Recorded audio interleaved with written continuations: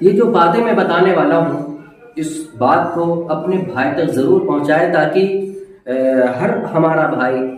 یہ جان جائے کہ مرنے کے وقت کیا کرنا چاہیے اور مرنے کے بعد کیا کرنا چاہیے۔ تو اس ٹاپک پر یہ ویڈیو ہم بنا رہے ہیں، اس لیے گزارش آپ سے یہ ہے کہ اس ویڈیو کو پورا سنیں،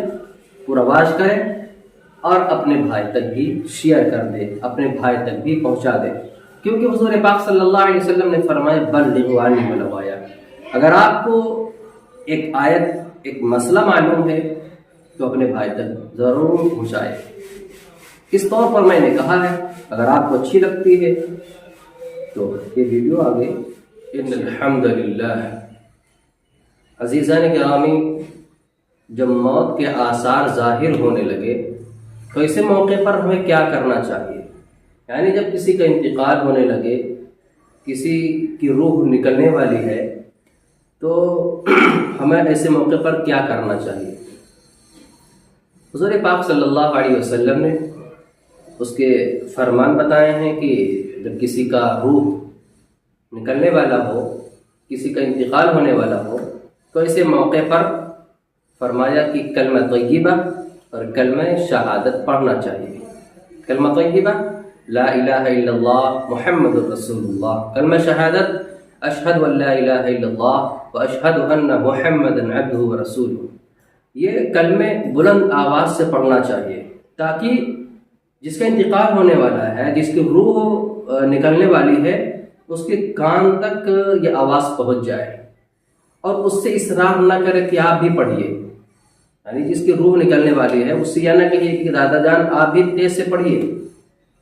اس لیے نہیں کہنا ہے کہ خدا نخواستہ وہ انکار کر بیٹھے۔ اس لیے حضور نے منع کیا ہے کہ جس کی روح نکلنے والی ہے اس سے اصرار نہ کرے، اس سے کہے نہ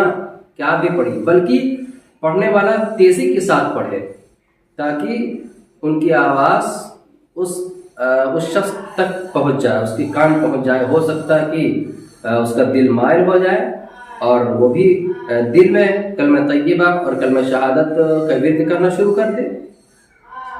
اور حضور نے یہ بھی بتلایا کہ یاسین یعنی سورہ یاسین اور سورہ رعد بھی اس کے پاس پڑھنا چاہیے، کیونکہ یہ جب پڑھا جاتا ہے تو آسانی کے ساتھ روح نکل جاتی ہے۔ جب آدمی کا انتقال ہو گیا، روح نکل گئی، تو اس کو اتر دکھن کر دینا چاہیے، اس کا چہرہ قبلہ کی طرف کر دینا چاہیے، اور آنکھ کھلی ہو تو اس کو بند کر دینا چاہیے، اور اگر ہونٹ کھلی ہے، منہ کھلا ہے تو اس کو بھی بند کر دیں، اور ایک پٹی لے لیں اور دونوں پیر کے دونوں انگوٹھوں کو باندھ دیں اور اس کے اوپر سے ایک بڑھیا سے چادر ڈال دیں۔ اسی طریقے سے اگربتی اگر ہے تو اس کو منگا کر نیچے جلا دیں، کیونکہ جب کسی کا انتقال ہوتا ہے تو اس سے تھوڑا تعفن پیدا ہو جاتا ہے، اس تعفن کو دور کرنے کے لیے اگربتی جلائی جاتی ہے۔ تو اس انداز میں جب کسی کا انتقال ہو جائے تو ایسے ہی کرنا چاہیے، یہ نہیں کہ کرنے والا کچھ تھا کر کچھ ڈالا، ایسا نہیں۔ یعنی حضور پاک صلی اللہ علیہ وسلم نے جس انداز میں اس طریقے سے بتلایا ہے ایسے ہی عوام کو کرنا چاہیے۔ حضور نے کچھ بتایا ہے اور بہت سارے لوگوں کو اس کے بارے میں نالج بھی نہیں ہوتی ہے، نہ اپنے امام کو بلائیں گے، نہ اپنے عالم دین کو بلائیں گے، بس وہ جو چاہتے ہیں من میں وہ کر ڈالتے ہیں۔ جب کسی کا انتقال ہوتا ہے تبھی عالم کو، امام کو بلایا جاتا ہے، اس سے پہلے اس کو نہیں بلایا جاتا ہے، کیونکہ ان کے پاس وقت نہیں ہوتا ملاقات کے لیے، کیونکہ ان کے پاس وقت نہیں ہوتا ہے کہ ہم ان سے کوئی بات سیکھ لیں۔ جب کسی کا انتقال ہوتا ہے تبھی ان کو احساس ہوتا ہے، تبھی ملاقات کرنا یا چاہنا۔